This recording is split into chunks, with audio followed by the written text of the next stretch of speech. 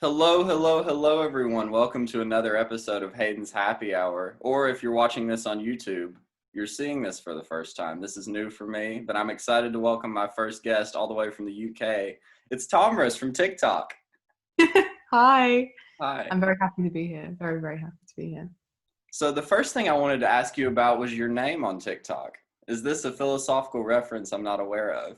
Yes, so Diotima's ladder is a very, very interesting concept put forward by Plato in his work, The Symposium. And it is part of an account that Socrates gives in this discussion between his friends at a drinking party. And it's a model for finding love. So Diotima's ladder, at the bottom of the ladder, it starts with being physically attracted to bodies and people. And as you work your way up, you get through like higher and nobler forms of love. And eventually you can see like the true form of like beauty or good.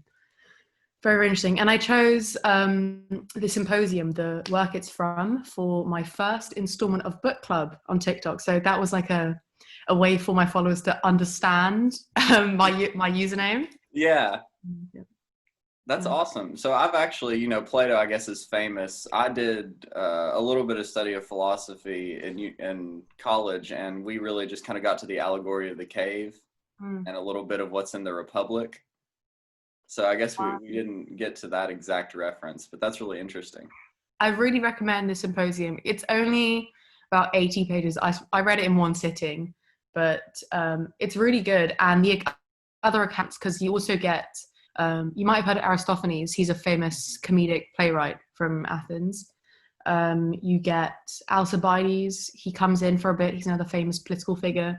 And then you get accounts from Eryximachus. Who else is there? Agathon, Pausanias, and Phaedrus. They all give these accounts. And it's a really great text. And because I read it in one sitting, it felt like I was almost there. It's lots of Uh-huh. fun. But the allegory of the cave, and in school we did more Plato. We did the divided line simile of the sun, which have left my mind at this point. So I won't be able to give a good explanation of them. But we did do a bit of the Republic because it's ancient philosophy and I study classical civilization. I'm really lucky that I get some crossover between like my two favorite subjects. So when it comes to looking at Plato in my like ancient history classes, Yeah. I'm like, yeah, I know this. I know this already. My Yeah. teacher gets me to fill in the class because she knows I'm on the ball on that front. But it's great fun. I love Plato. Yeah, it's interesting. I don't think Plato had the same problem with playwrights that Aristotle did later. Playwrights? I Like think, making fun of him. yeah, I read somewhere that Aristotle really hated playwrights and he said he wanted no playwrights in Athens. Am I mistaken in that? I Or am love it. I? No, I think it's a I haven't read much. I'm guessing he's talking about comedy because Mhm, Aristotle very famously wrote about Athenian tragedy, and mhm. that's when we get this whole idea of the tragic hero. Yeah, Probably because Athenian comedy or any ancient comedy, it gets the comedy aspect from making fun of political figures. yeah. So if Aristotle is anywhere high up, they're going to take the piss out of him Hmm. for everyone else to laugh at. So I guess that's why he probably would hate. I mean, to be fair, if I was Aristotle, I wouldn't want to be taken the piss out of on stage in front No, of me the either. crowd. So there's that. So you told me something interesting before we started that in the U.S. you said you were aware that they don't really offer philosophy or any kind of classics education Mm-hmm. before college, and I thought you were in what university, but you said you aren't. So you got this before you got to university. Yeah. So I think it's mainly because of how different the school system in the UK is. So we start learning Latin. I started learning Latin in year six. So that's like um, I think it's that would be seventh grade for the US, Hmm. maybe it's fifth grade. So super early on, we start learning Latin, and then around how old would I have been? 14, maybe 13. I had the chance to pick up classical civilization, so learning about ancient cultures, civilizations, history, um, different religious procedures, and I was really quickly drawn to that, and I kind of dropped the language aspect. But I realized that there's almost no classical education in the US. There And I really don't is. know, it's really odd because a lot of the American unis, like when I get secondary sources to read or papers to read, a lot of them are from US universities. But when I was thinking about, because I want to study classics for uni, I didn't even think US because of the way the course structure works. Like it's a whole bunch of different courses and you do multiple over 4 years. And that for me sounded like absolute hell because I just want to just do my one subject for 4 years, like maybe do some of this, some of that, but just stick to it. But I think it's a great thing that I was given that young because I had some problems with applying for unis because you need an ancient language A level, and because I didn't do one for GCSE, I couldn't do it for A level, and that actually gave me some problems because I couldn't apply for some courses I wanted to. So if they made the courses more available, or they explained to us earlier on that if you really like this subject and you want to keep doing it, you may consider taking this with it because that's going to make it easier for you. And in the US, there's none of that, which is No. stupid. Everyone It, should get the chance to study it. It's so fun.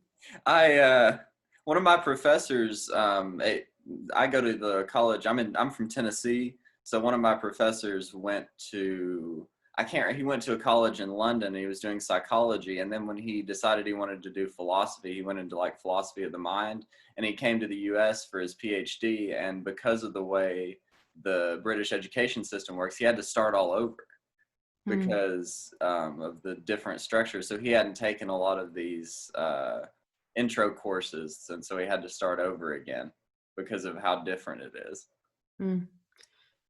I think it feels weird, like the crossover between the two.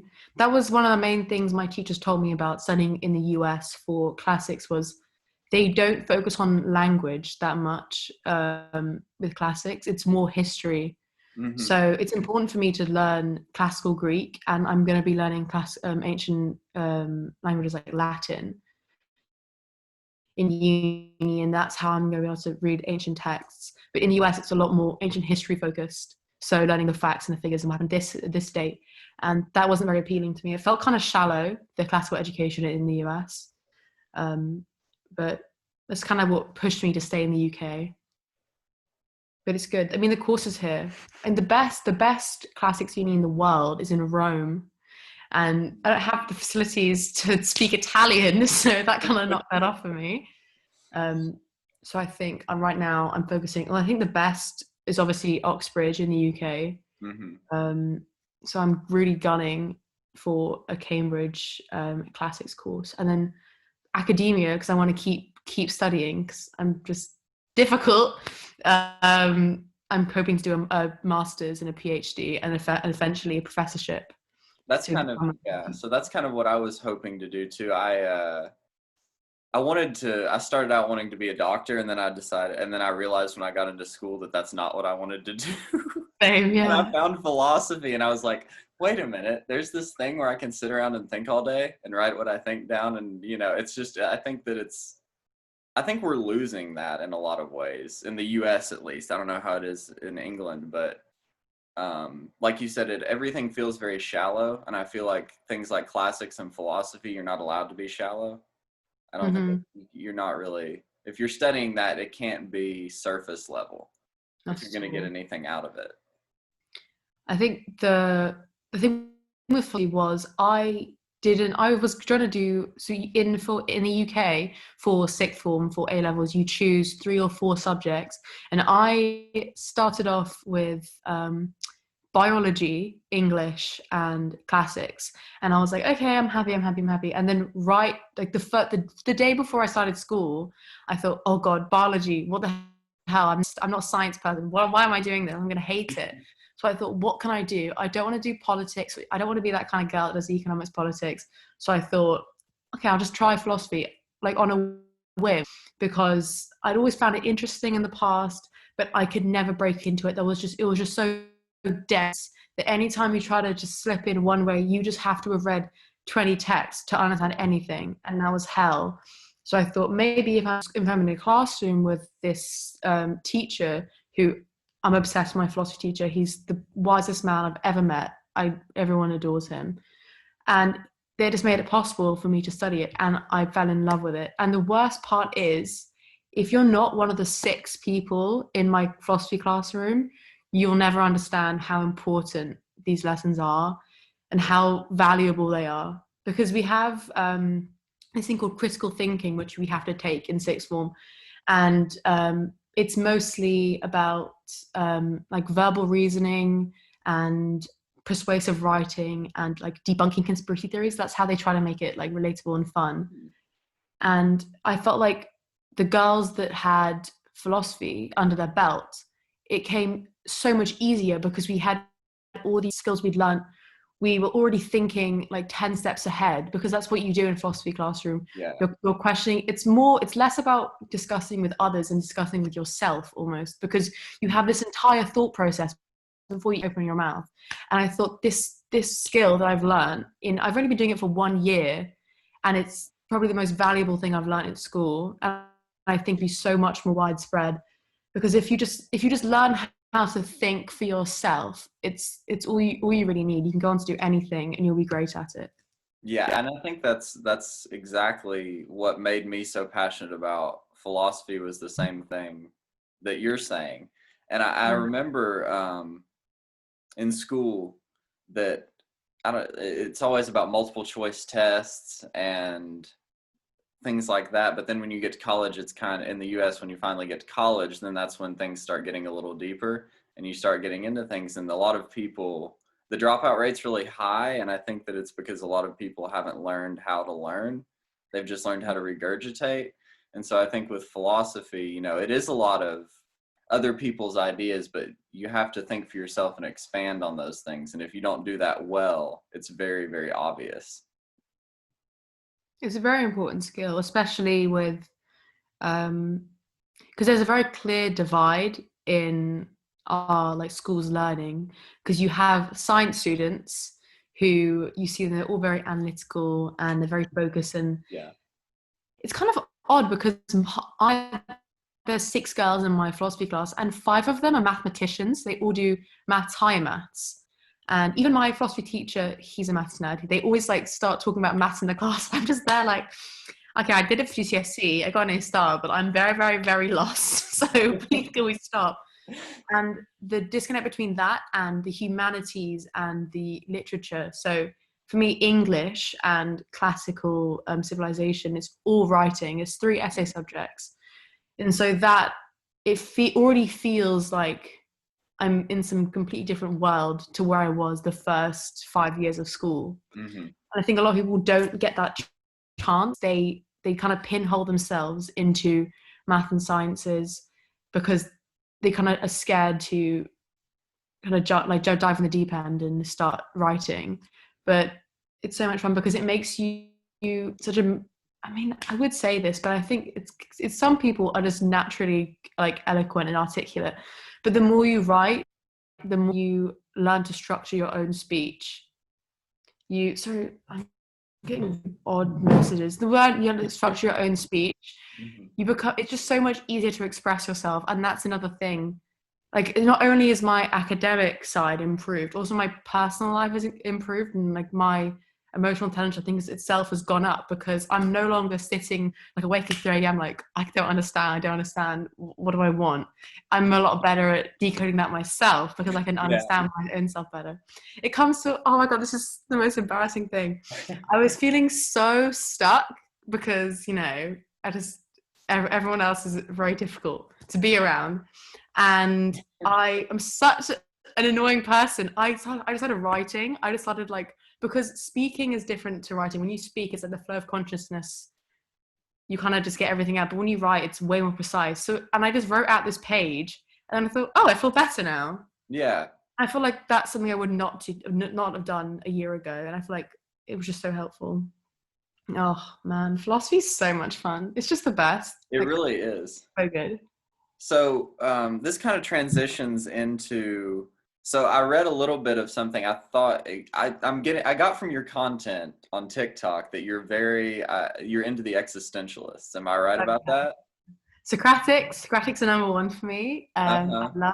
love my ancients, but yeah, I think existentialism is a great starting point for I say young, early philosophers. Uh-huh. I think so too. So I love your background in classics now. So that's gonna be really helpful for the ancient philosophy.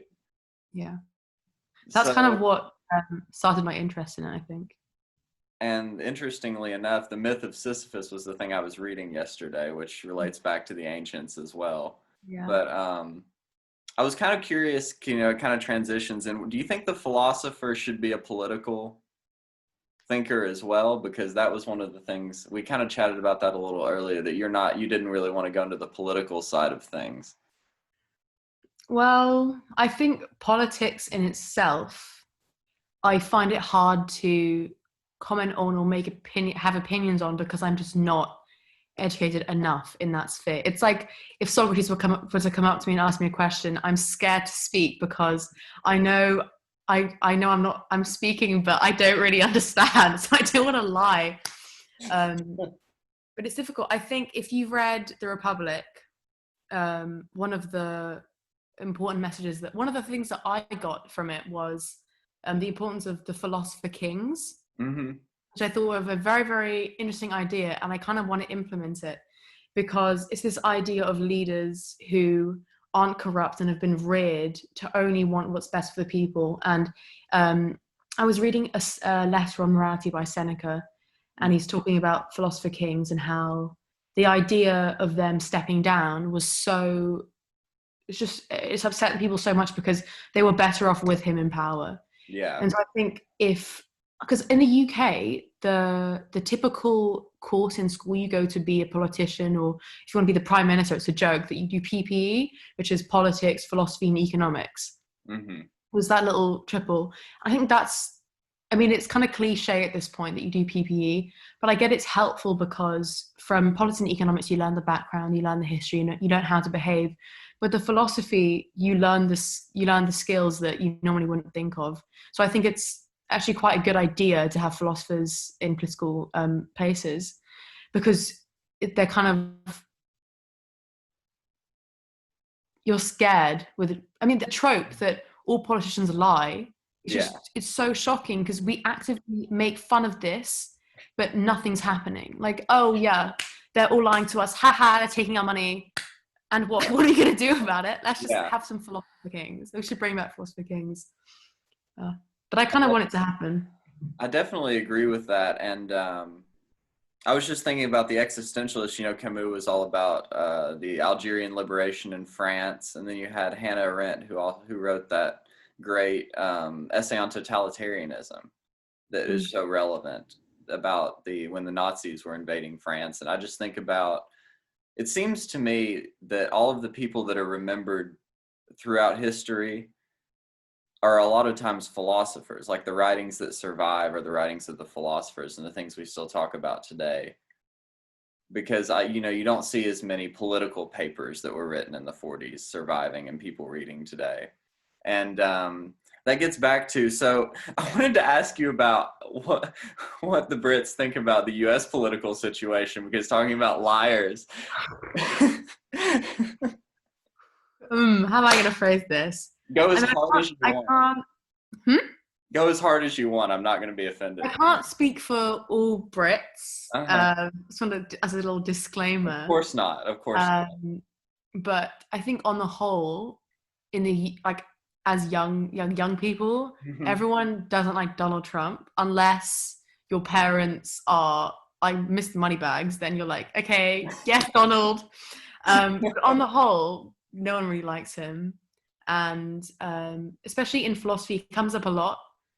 I had such an interesting case study where people who are below average intelligence think they're super smart because they have no idea what they're comparing themselves. They just think they're really smart. If you're average, you think you're like, okay, I know a bit, but I'm not as good as this person, but I know I'm better than this person because I know that what they're saying is wrong. And if you are above average, you think you're comparing yourself to people above you in your field, so you think you don't know anything. Mm-hmm. And So good. That clip of Donald Trump, like, I know all the words. I'm very I have the smart. best words. I know the best words. Okay, Donny, you know the best words. Especially with coronavirus. I mean, the UK response, it could have been better. It could have shut down a lot quicker to prevent spread. But on the whole, it's been okay, and everything's kind of opening up again. Pubs are open, retail's open. So I'm glad about that. But is the US going through a second lockdown soon? So I'm afraid we're heading there. I'm from the South, so we love our freedom down here. No, but it's really bad here. Like the city I'm in just got listed on the list of hotspots. It's because people aren't wearing masks, and it's really interesting to me because they're making it like a political issue. It's almost as if everything is becoming a political issue now, and it's like you're either on the right or the left. I think in America, people think you're either a hardcore Marxist or you're a Reagan conservative, and there's no in between. Like there's absolutely no middle ground, and so it's just become this. At least in the popular media, it's like this fight between these two extremes, and all the people in the middle kind of get lost. Hmm. I get that's why a lot of people are scared to comment on politics, because if they announce that they're a tiny bit left leaning or a tiny bit right leaning, they're just lumped in with the worst. And Hmm. that's what makes people so apprehensive to even speak up when it comes to politics. I know that's why I'm a bit scared, because my family are quite right wing. I don't know why. I'm literally an immigrant. I don't know what's wrong with them. But I think because of where I am in London, it's a cultural hotspot. I'm exposed to different people like every day. Hmm. I have become sort of left leaning, especially since I identify as part of LGBTQ community, and I have a lot of not a lot. And why am I lying? I have a few trans friends, so I kind of understand, and it's a lot easier for me to not I say sympathize, but that it sounds wrong, but it genuinely is. I think it's a matter of sympathy. So I kind of take those matters closer to heart than my family do, because they just haven't been exposed to it. Uh-huh. Um, but I feel like the US is difficult for coronavirus because it's such a big, big, big country, Yes. and everyone is so unpredictable, and it's stressful that everyone is trying to. Because in the UK, when lockdown was first announced, there was, I want to say, like 3 weeks to a month of nobody went outside. Everyone was in their homes. I didn't like. You're allowed to go for 30 minutes of daily exercise just walking around. I didn't even do that for the first 2 weeks because I was just inside all the time. I think that really helped with just trying to flatten the curve, and then eventually stuff opened up. But from what I've seen in the US, people are still out and about, cutting their masks open to help breathe better, Yeah. making like I understand the BLM marches. It's a very important cause, but the fact that there was a march to get haircuts just made me laugh. Yeah. And people, the problem was, I think the part of the problem is the response initially was so bad by leadership saying, they started out by saying you shouldn't go buy a mask because we need the supply chains. And then all of a sudden, there's it's like they made a choice to say one thing and then tell you another later, so nobody then trusts their leadership. And so from the top down, it's all just been a mess all the way through. And so instead of oftentimes, and also, like the country of rebels or whatever you say, we don't like to listen to our leaders, and it's really biting us now because I think it's going to get worse before it gets better. Oh yeah, Yes. 100%. Because I feel like no one's really. I think in the UK you can kind of see the shutting down of everything. Everyone's locking away. The numbers were high, but they kind of plateaued, and now everyone's, especially where I live, it's not there aren't many cases, so everyone's kind of opening up, enjoying the sun, and I'm glad to see it. It makes me very happy to see everyone back to normal. But the US, it just feels so different in that. I mean, in the UK, we had the sense of community. We're protecting each other, Hmm. especially because the size is a lot smaller. It's everyone. You're protect like it's much simpler.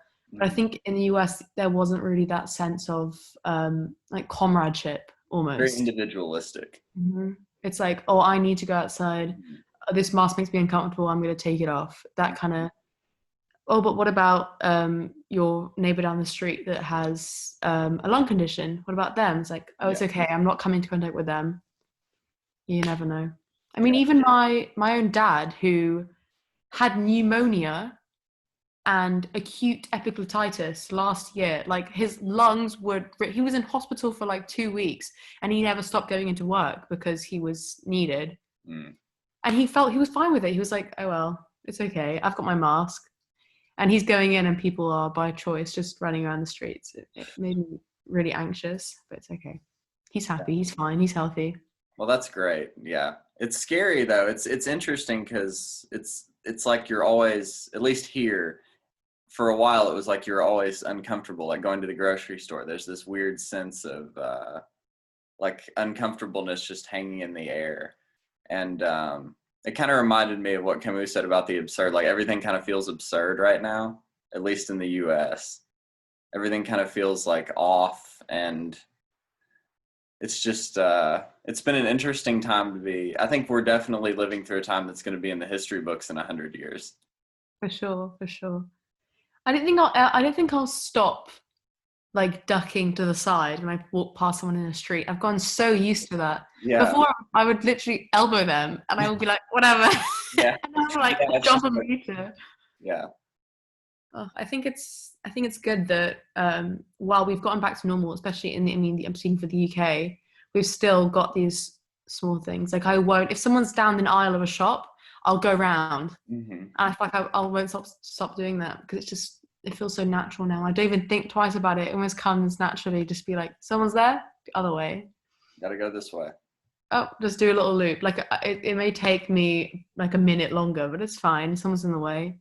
Yeah. It's not gonna cost me my health for a couple of days. So I'll be fine. I just hope to. I'm really curious to see what's gonna come of Corona. Like, what changes are we gonna keep once everyone recovers? Because the second wave is very possible because when the Southern Hemisphere has their flu season, there's going to be a little spike. I just want to see if it's going to come back in full force or the government's going to keep the protection procedures. Interesting. Yeah, it's really going to be. It's a little scary economically, but it's an interesting case because you have to weigh the cost of the economic loss versus the human loss, and it's one of those things that's like, that's why it's scary to be in politics, because you're the person that has to make those decisions, and it's honestly terrifying to think about, you know.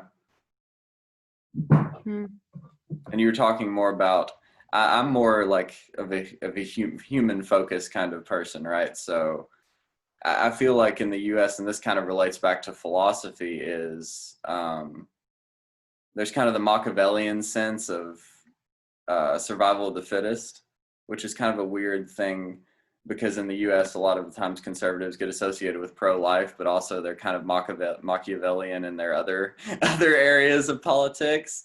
And then you have the more human side of things, which is, I was lucky enough to have family members that are LGBTQ, and so I was exposed to it. And so I think, like what you said, it's a matter of just being exposed to different people.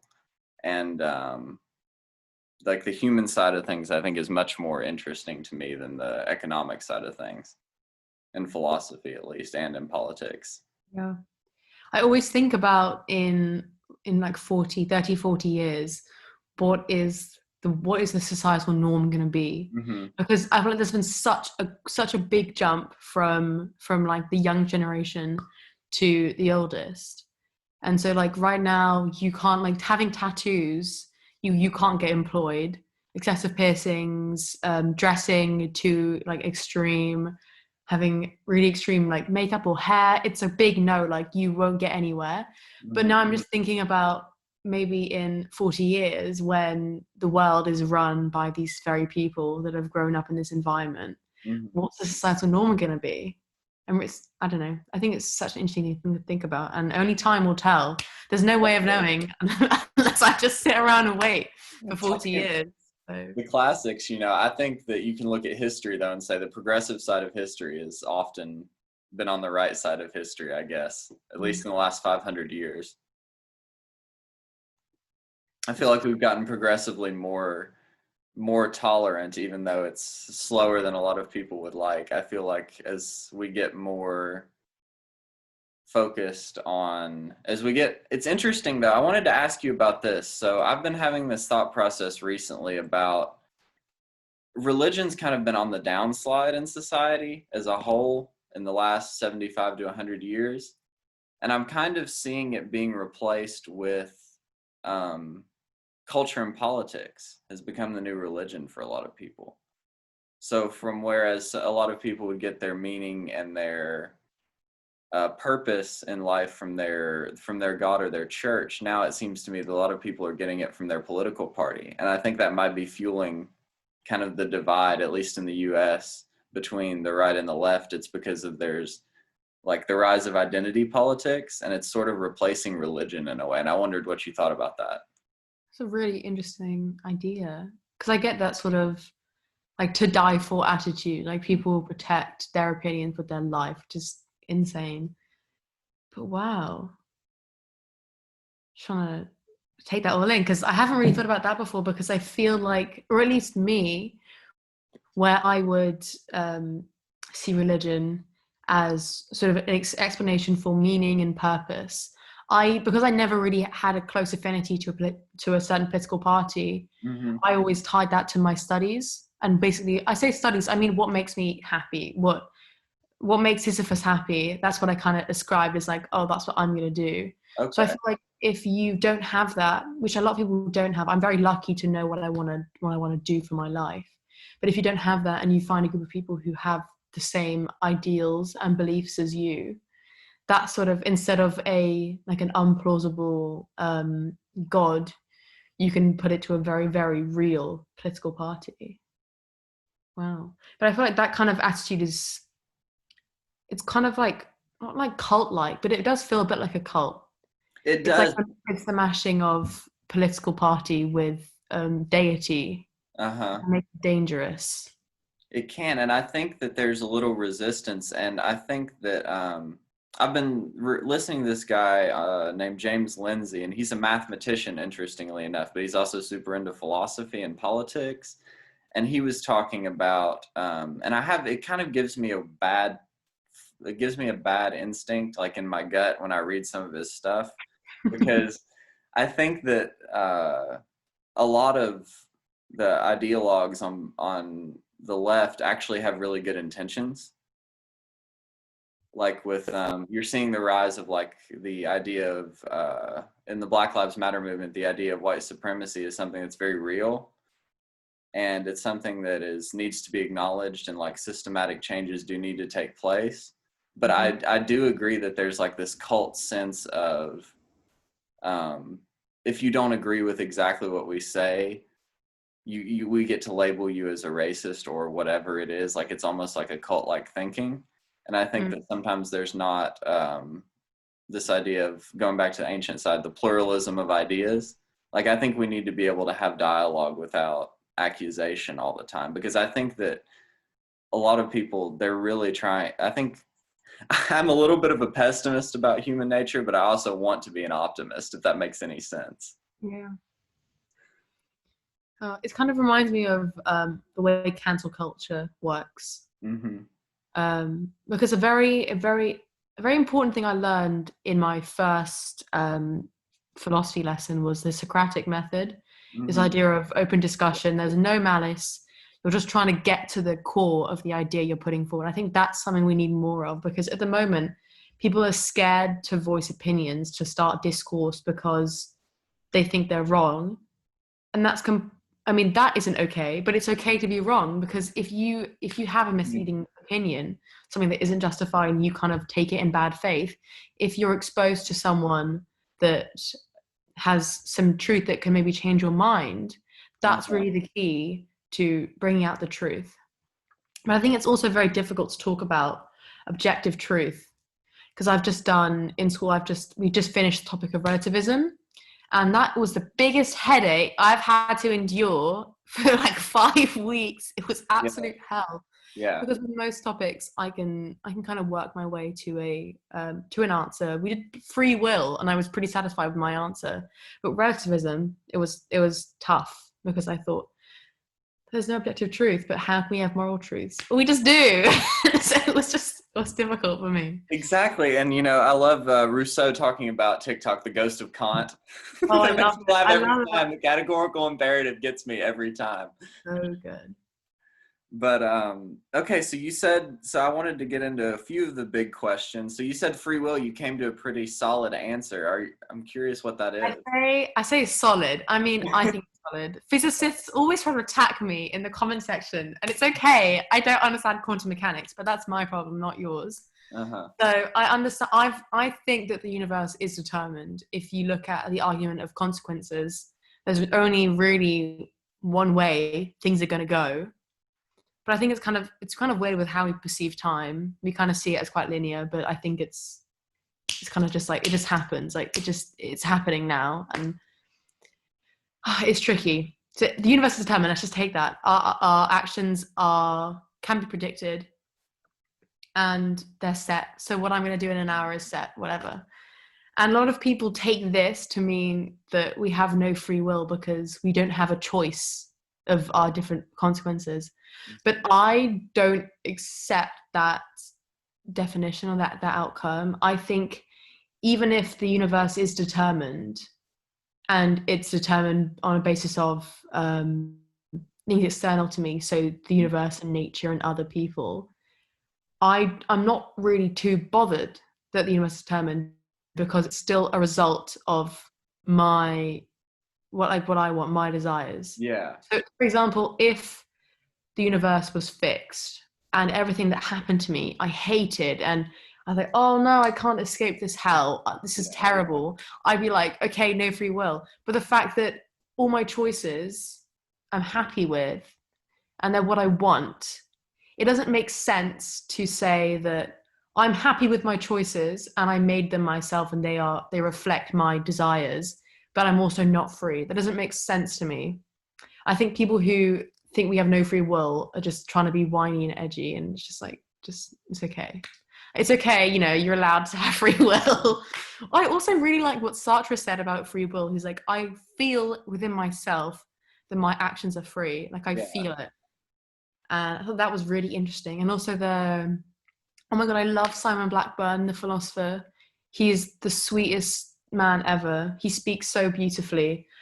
He had a great account of free will as like a thermostat or something like that. Like even though the dial, like you turn like the temperature on a dial, the universe is telling your dial, it's still you that's predicting these outcomes. And so it doesn't matter if the universe is fixed because it's a reflection of what you want to do. I think that's Hume who said that. My favorite thing is when we're in a classroom and someone will say a view, my teacher will like snap at us and point at us and go, you know who said that? Descartes. And we'll just like match up our opinions to philosophers' opinions. It's lots of fun. So yeah, that's what I think on free will. It's an interesting one. I come from, you said you don't come from a religious background. No. I mean, my mum's side because I'm Turkish. I'm from Turkey, so Okay. my background is Turkey is a Muslim country in general. So whenever I go, I'm surrounded by the culture and the religion. But my parents never practiced, and my dad, I wouldn't say he's an anti-theist, but he's definitely a humanist. Mm-hmm. So I always had that in my ear, telling me to challenge religion, especially because he viewed, especially like Islam, as quite oppressive to women. And obviously, I'm his first daughter, so he didn't want me to go into that. He's very, very vocal about that. And I think that's kind of rubbed off on me, especially on TikTok. I'm trying not to make people angry. Well, I think that if you're making people angry, that means you're making a good point. Yeah, fair enough. What even is a philosophy debate without a couple hands being thrown? Really? Exactly, right? You got to get in there. You got to throw the 1-2 if you want to get some good ideas out there. I guess the word soft determinism would be where I stand on that. And I think that, the mystery to me, I think the great mystery of science right now that people talk about all the time and philosophy is consciousness. I think that's really what, when you hear about like Hume talking about the soul, Hume was not religious, but he definitely had some kind of inkling of something beyond like the physical body with human beings. And I think that consciousness is kind of what we wrestle with. And I think it may be a little bit of anthropocentrism. That's it. I always forget that word. I think What does it mean? What does it I mean? think it's being human centric would be a better way to say it. Like Mm. the hierarchy, Kant had his hierarchy uh, of beings, and humans were at the top. And so I think that free will exists in our consciousness, but I also like, you're talking about quantum mechanics, and it's like it's very over my head too. I try to read some things in it, and it just keeps, I'm like, I have no idea. But I can see how, like, from the Big Bang, you can see these atoms interacting, and they only could have been, everything could have only happened the way it happened because it happened that way, which is that sounds like nonsense, but I hope that made sense. Yeah, I get you. It's like in free will, one of the ideas that hard determinists put forward is you can't have done otherwise, so no free will. And then Yeah, soft determinists say, I couldn't have done otherwise, but so what? It's what I wanted to do, that's what so it I doesn't matter. exactly. I really like that account. I think determinism and free will was a great topic for me to study because um, it's the discussion is still happening. I think that's the step up, because in the past all my topics were things that kind of been solved, that kind of had been thought over enough that we'd come to a pretty solid conclusion, and then when it came to free will, you really had to think for yourself and come to your own conclusion. That's why I quite enjoyed it. I still don't escape these edgy teen boys like, we have no free will. It's like, I don't accept that. I'm not accepted either. We have, because if we have no free will, then we have no accountability, and that's an even bigger problem. Because then it's like, you can't blame Hitler for doing genocide because he can't. It's not free will. You obviously can. You were talking about relativism, and it's almost like why I can't accept total relativism in morals, because then there's no accountability if there's total relativism in morals. I think when I came to the idea that I kind of pondered about in bed at 3 a.m. was, when it comes to moral truths, there's the only ones I'll know are the ones I come to myself and ones I share with others. Yeah. So I think any the categorical imperative comes in this point, in that anything I agree with, I think it's right, and so anything that contradicts it cannot be right, and so I view it personally as like morally wrong. So for example, I am not religious, and for that reason, I can't imagine it. I kind of don't understand. Well, I do understand it, but I think the religion is kind of outdated at this point because I don't adopt it. If I were to adopt it, if I were religious, I understand that it would seem ridiculous that people don't believe in a deity, because I do. But it's tricky because it's towing the line between enforcing what you believe and sort of respecting the moral decisions you come to, but also not infringing on anyone else's moral decisions. Because just because I've come to this one, who says that it's my place to infringe on someone else's? And that's also one of my favorite parts of existentialism and finding your own essence, is that I'm allowed to find my own essence, but to infringe on someone else's, to get in the way of someone else's, that's not good. I'm not allowed to do that. So that's what tricky for me, but I'm working on it. I'm getting better at it. I'm sure you probably have read some Kierkegaard at this point. I've read, what's it called? I did it in school. Yeah. Wasn't Anxiety and Fear? Is that the name of the book? Yes. Fear and Trembling, maybe. Fear and Trembling. Might have been a weird translation. Yeah. It's I really like his marriage of religion and existentialism, in the sense that, like, the idea of the night of faith, and that's what you were talking about, if I choose these absolute truths, then that's something that I'm doing. I'm determining my own essence by making that choice.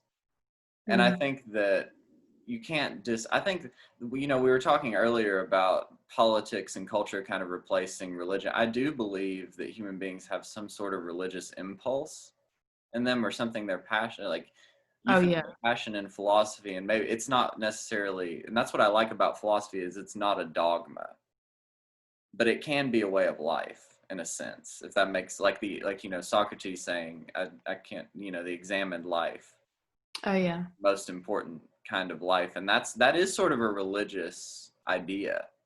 Hmm. Examination is. It's always in the back of your mind. You're always thinking about it. But I think I got that idea first. Before I read Socrates, I read Nietzsche because I'm just super edgy and Yeah, cool. talk about edgelords. Oh, literally. I felt like a 15-year-old boy at that point. And I think the first when I started touching on Thus Spoke Zarathustra, the idea that there, like, this image of this dragon with all these scales, with thou shalt, thou shalt, thou shalt, and just the image of just tearing them off was just so exciting to me.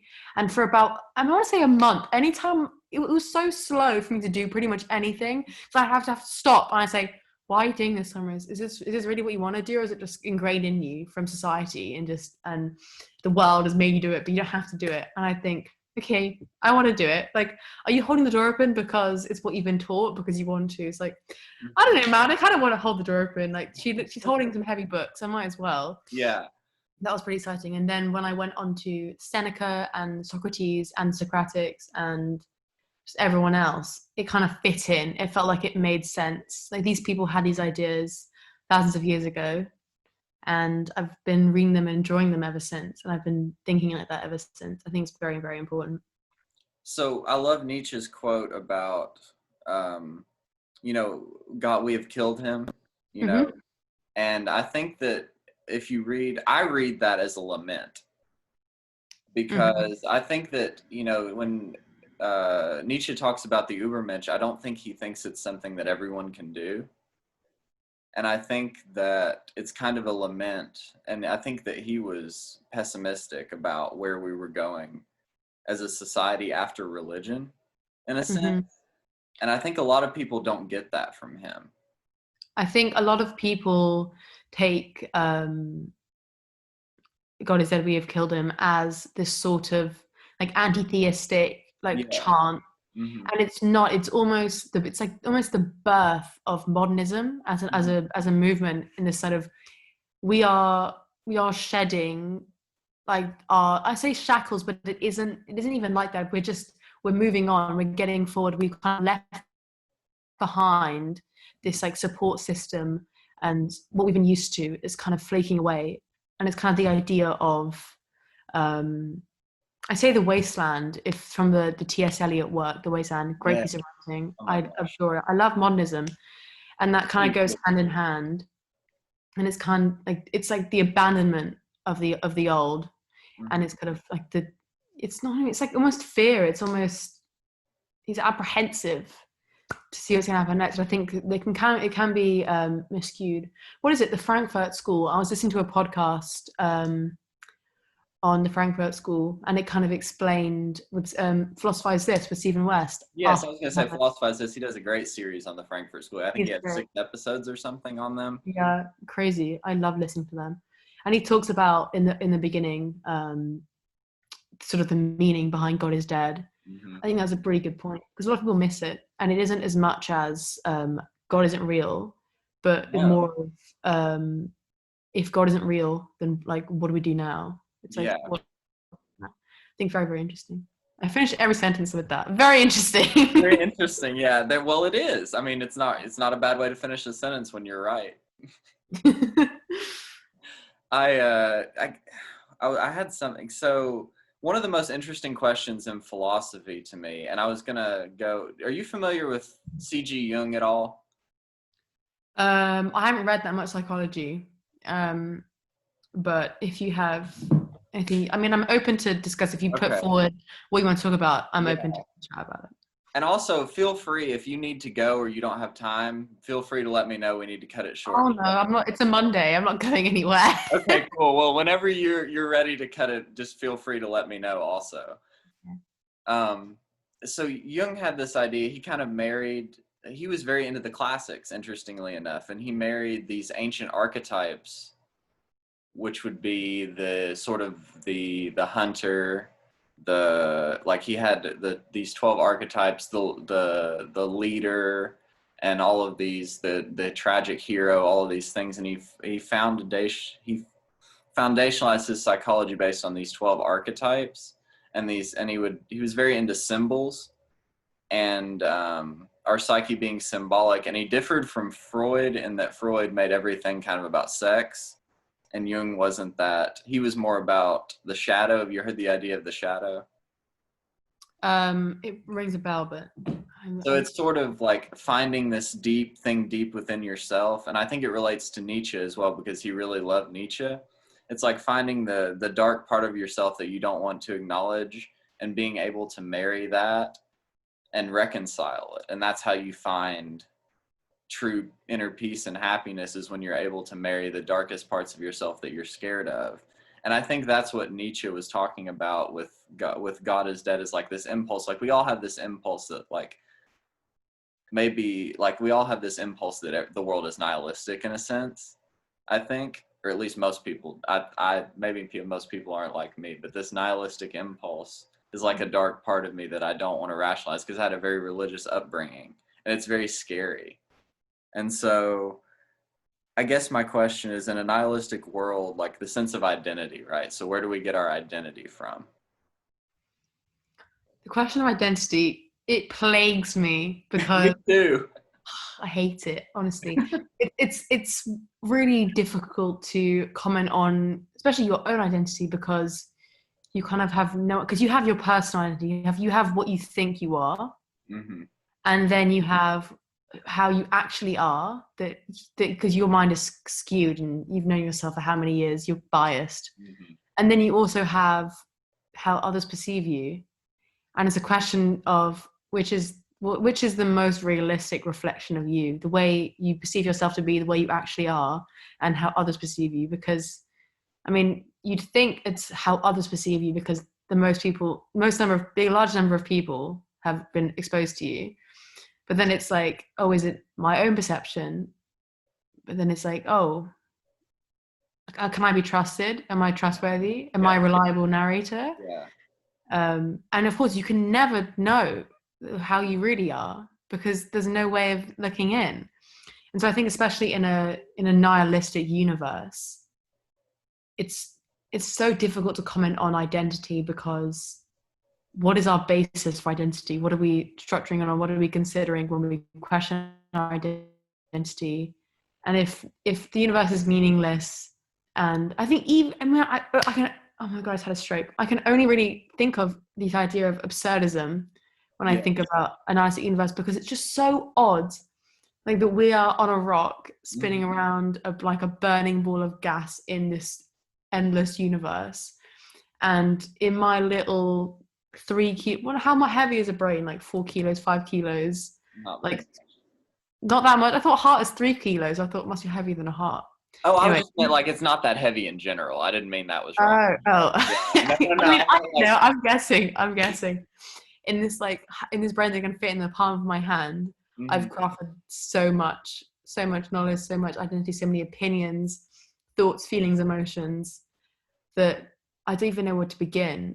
It just makes zero sense. Well, I mean, you can always try.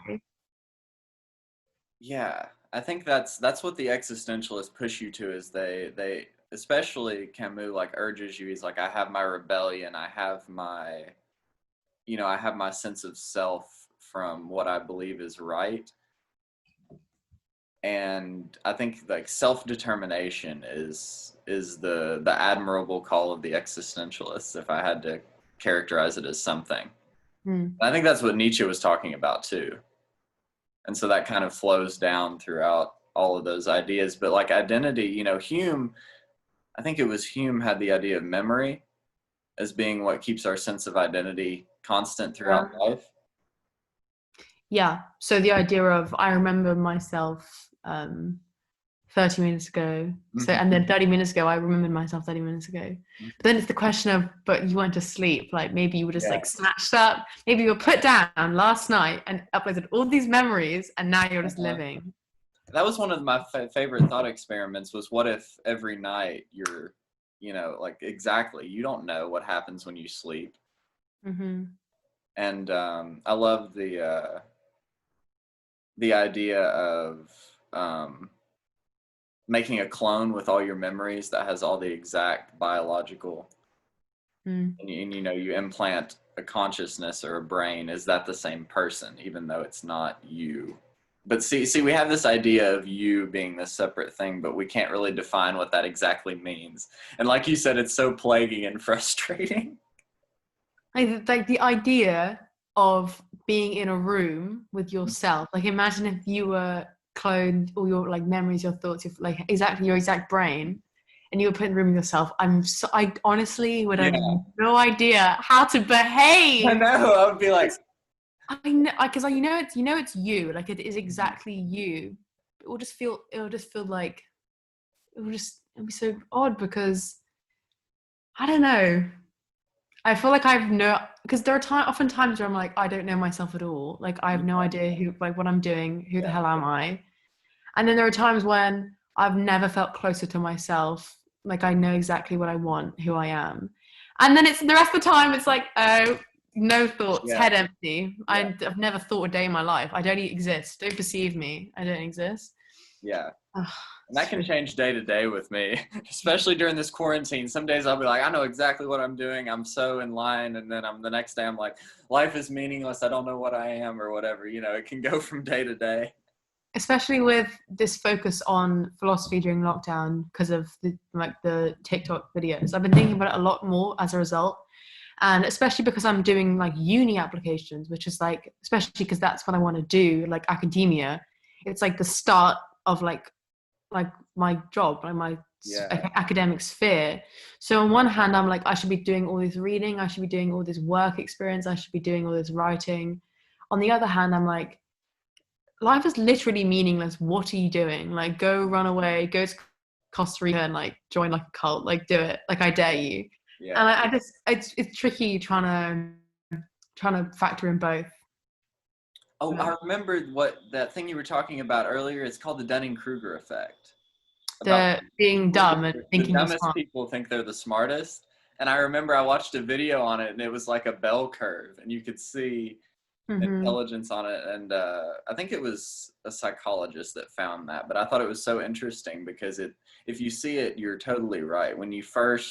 I remember when you first learn something, you think you're really smart for knowing it. Like I've seen it in myself. Now that I'm aware of it, is like when I'm a novice at something, I think I know a lot more. And then when I get to be somewhat proficient at something, I realize how little I do know. And that was what happened with philosophy because I felt like when I first started studying it, I saw all these connections between science and psychology and the way people think in general. And I was like, oh man, I've got the secret to the universe. And then, all of a sudden you realize, oh wait, I actually don't know anything. Actually, I felt that with classics because I must have been like 14 years old. How old? What year is that? In 10? 11, 12, 13, 14. Yeah, so I must have been 14 years old, starting out studying classical civilization, thinking I was just on top of my game, knowing all this about the ancient world, classical Greece. Wow, I knew so much. And then exam times came, and I actually put in the work. And I thought, okay, I know quite a bit now, but there's still so much to do. And now doing A level, where I'm getting to the quite advanced stuff, yet still I'm looking at uni courses where there's stuff I've never even heard of. I think, wow, I know nothing. But the moment I open my mouth about it to a mate or someone else studying it, they're like, what on earth are you talking about? I've never heard of this. So it throws me off constantly. I don't know what to think. Am I smart or not? I need Yeah. answers. Yeah. Well, this is what I keep telling myself. I'm like, if I'm questioning that I'm smart, that means I'm at least above, I'm an average or above. On that curve, if I'm Exactly. questioning it, at least I'm not really stupid. Yeah. That's one of my favorite lines from the Seneca letter on the kindness of kindred minds. Mhm. Maybe it's 35.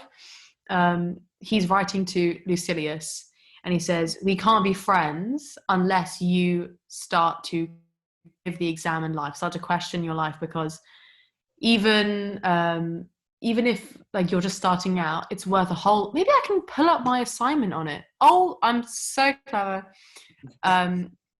Even when you start to question, even if you haven't got that far, it's simply starting the conversation that gets you somewhere. And he was a philosopher. He was like, oh, I need a friend that's like doing philosophy too, so we can like chat about life and everything in the world. And it's so interesting. There was a really amazing quote that he said in this letter. Let me see if I can find it. It's about like minds at sea, and I really like that. It stuck with me. Seneca on morality. Here we go. I loved Seneca. My mates don't like him because he wasn't a very good Stoic, but I adore him. Well, I think some Stoics are a little too, they lean too much on the not feeling, and I feel like Seneca allowed himself to feel things very deeply while also being objective about them, which is really cool. Because I really like Seneca too. Okay, I found it. There's a couple quotes. When you find out whether you've accomplished anything, consider whether you desire the same things today that you desired yesterday. A shifting of the will indicates that the mind is at sea in various directions. That, like, the idea of being at sea was really cool. And he said another quote. This is the blessed lot for the completely wise man. And also him who is progressing has made some headway. The one who is in motion. Oh, this is about the examined and unexamined life. The one who is in motion, to be sure, but does not change his position. It merely tosses up and down where it is. The other is not in motion at all. I like that a lot. Yeah, I like that a lot too. Oh, Seneca, you pull on my heartstrings. Yeah, it's 35, that one. Oh, especially, I mean, reading, I think morality. I thought I changed backgrounds, but it's just catfish. I think studying virtue and virtue ethics and morality were very interesting part of philosophy, especially.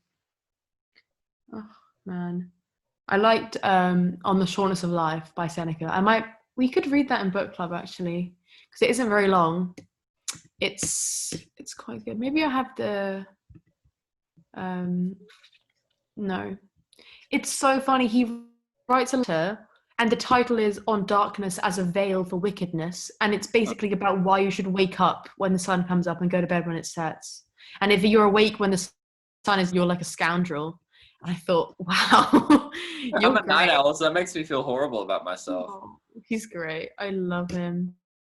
Dude, what the hell? Where is my... Oh, well, it's not here. That's just rude, isn't it?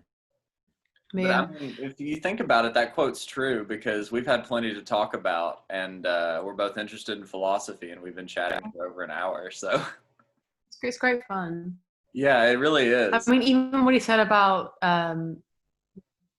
if you're thinking about his idea of being at sea, even if you're in the water and your boat isn't moving, but you're just bobbing up and down with the water, changing direction, but you're not going anywhere. That's okay. You're just challenging your own beliefs, and you're coming up with, okay, it's okay. That's fine, and that's all you really need.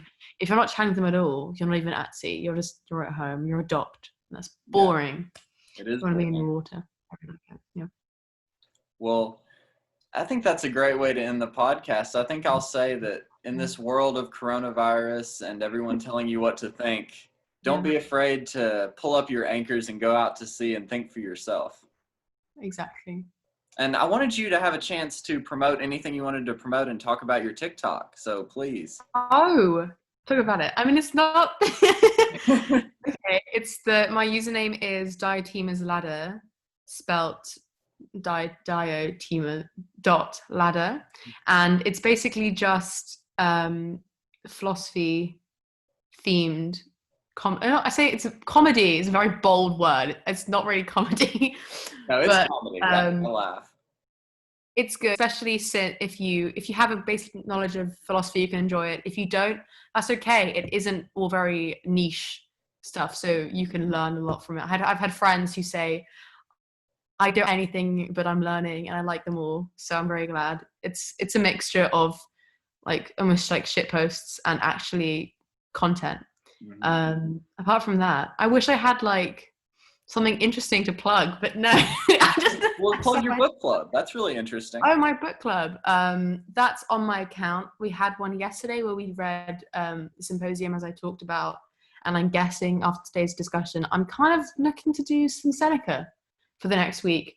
And so we get roughly a week to read, and on a date that kind of works for everyone, and I just throw up there. We meet for about an hour on Zoom, and we talk about the book. We talk about what we thought was good, what we thought was bad, criticisms, we praise it, and it's a good mix. But I have to pick which letter from Seneca because there's about 124. Yeah. I don't like making everyone read all of them. That's bullying. But yeah. Well, thank you so much. I've really enjoyed chatting with you. Me too. It was lots of fun. It's been fun. Good. I'll be sure to check out your previous episodes to see if I'm with good company. Well, I'm going to go ahead and stop the recording.